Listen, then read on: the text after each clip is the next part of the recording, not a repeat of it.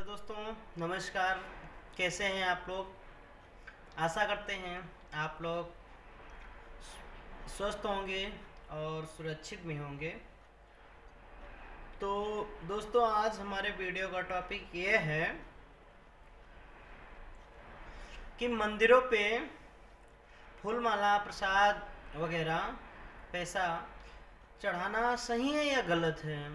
जैसे कि आजकल देखा जाता है कि अक्सर करके लोग कहते हैं कि इस मंदिर पे चलो ये चढ़ा दें और उस मंदिर पे चलो वो चढ़ा दें, आपके जीवन में भला होगा और यह काम आपका मनोकामना पूरा होगा। अक्सर करके ये देखा जाता है। तो दोस्तों ये सब तो फिलहाल में एक तो बकवास की चीज़ें हैं और ये गलत है। पर अक्सर लोग के क्या होता है कि जिस माहौल में रहते हैं उसी माहौल से वो ढल जाते हैं। तो ये कहीं ना कहीं गलत है और इससे किसी का भला नहीं हुआ है और ना ही किसी का होगा आगे चलकर भी। और जितना जल्दी ये लोग समझ लें तो अक्सर ये सही है। बाकी ये सब केवल अपने स्वार्थ के लिए ये मंदिर मस्जिद बना के बैठे हैं और उन्हीं का लाभ होता है कि ना कोई भगवान लेता है ना ही कोई देवी देवता उस पैसे का या फूल माला या प्रसाद वगैरह लेते हैं। बस केवल ये अपने स्वार्थ के लिए लोग बनाए हैं, बाकी कुछ होता नहीं है। और ताकि मैं हम लोगों के मन के अंदर ये वहम होता है कि ये करने से भला होगा, बाकी मेरे हिसाब से कुछ नहीं है। तो दोस्तों मेरे इसी बात को लेकर एक मैं उदाहरण के तौर पे एक बात बताना चाहूँगा, मतलब कहानी है। और इस कहानी को थोड़ा ध्यान से सुनिएगा और समझने की प्रयास कीजिएगा। एक समय की बात है, दो व्यक्ति रहते हैं और एक छोटे परिवार से रहते हैं और वो दोनों एक ही कंपनी में काम करते हैं। तो दोनों साथ में काम करते हैं तो अपने मालिक से दोनों लोग हजार हजार रुपये मिलता है। तो वह लोग दोनों बैठे होते हैं और दूसरे दिन छुट्टी होती है। तो वो सोचते हैं कि कल छुट्टी है, क्या करें क्या करें। तो वहाँ दोनों व्यक्ति में एक देवी देवताओं को मानता था और एक अगला व्यक्ति था वो देवी देवताओं के नहीं मानता था एकदम। तो जो देवी देवताओं को मानता था वह बोलता है उससे कि चलो यार कल छुट्टियां हैं, एक वहाँ मंदिर था उस मंदिर पे घूम आए। तो वह जो देवी देवताओं को नहीं मानता है वह कहता है कि भाई ये सब फोकट की चीज़ें हैं और इससे किसी का लाभ नहीं हुआ है, न किसी का स्वास्थ्य सही हुआ है और ना ही किसी का समस्या का समाधान हुआ है। और फोकट का ये जाके वहाँ हम पैसा खर्चा नहीं करना चाहते हैं। तो वो जो देवी देवताओं का मानता है कहता है ये धर्म है भाई, इसको करना चाहिए, ये करने से भला होता है, ये फलाना ढिकाना होता है। तो वो नहीं, मतलब जो नहीं मानता था वो कहा नहीं भाई मैं नहीं जा सकता हूँ, आपको जाना है जाओ, हम नहीं रोकेंगे लेकिन मैं नहीं जा सकता।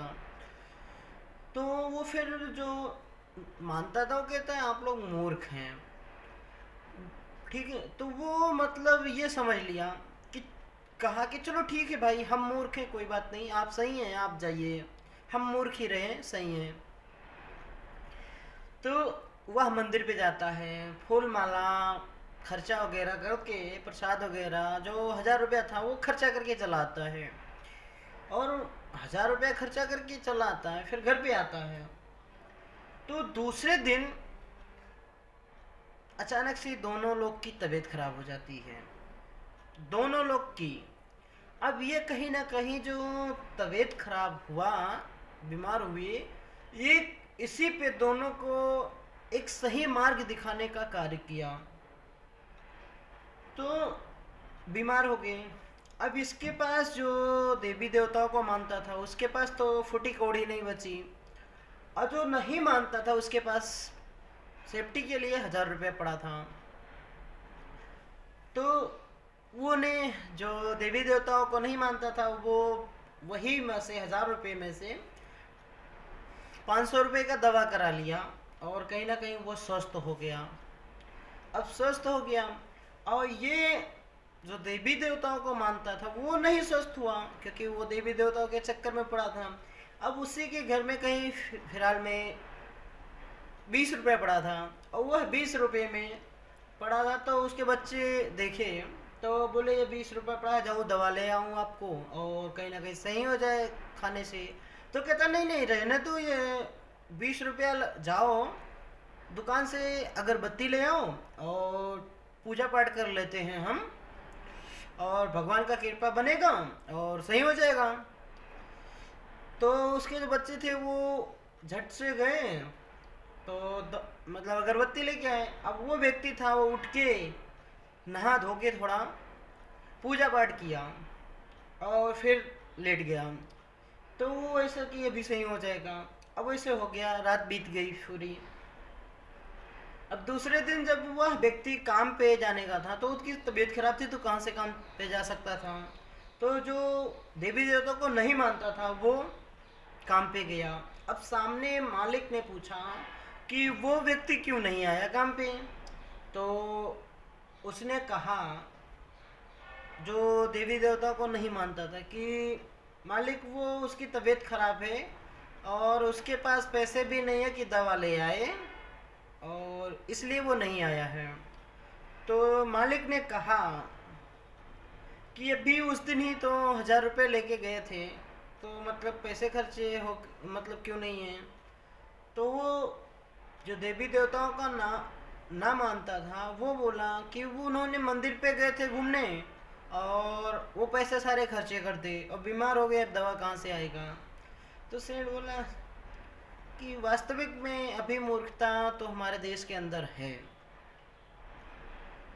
तो फिर यही पड़ी रह गई। फिर उसके बाद में सेठ बोला, शाम को छुट्टी हुई तो बोला 500 रुपया दिया, और फिर बोला कि जाओ उसे दे देना और दवा ले आए। तो वह व्यक्ति गया, उसे फिर कहा कि भाई ले 500 रुपया और दवा ले आ, सही हो जाए। वो 500 रुपया दिया। फिर वह व्यक्ति ने उठा, कहा नहीं यार, दवा लाने से क्या फ़ायदा है, अभी हम जाते हैं पूजा पाठ कर देंगे, कुछ होम बस अंदर कर देंगे और सही हो जाएगा। और वह व्यक्ति फिर 200 रुपये का होम बस अंदर पूजा पाठ कर लिया, फिर भी नहीं सही हुआ। फिर दूसरे दिन बीता, वो बोला वो क्यों काम पे नहीं आया। वो बोलता है भाई दे दिए थे पैसे, अब वो क्या किया पता नहीं। अब वो मालिक आके पूछता है तो भी नहीं सही हुआ। फिर मालिक ने उसे ज़बरदस्ती लेके गए, दवा करा के लेके आए, तो वो सही हो गया।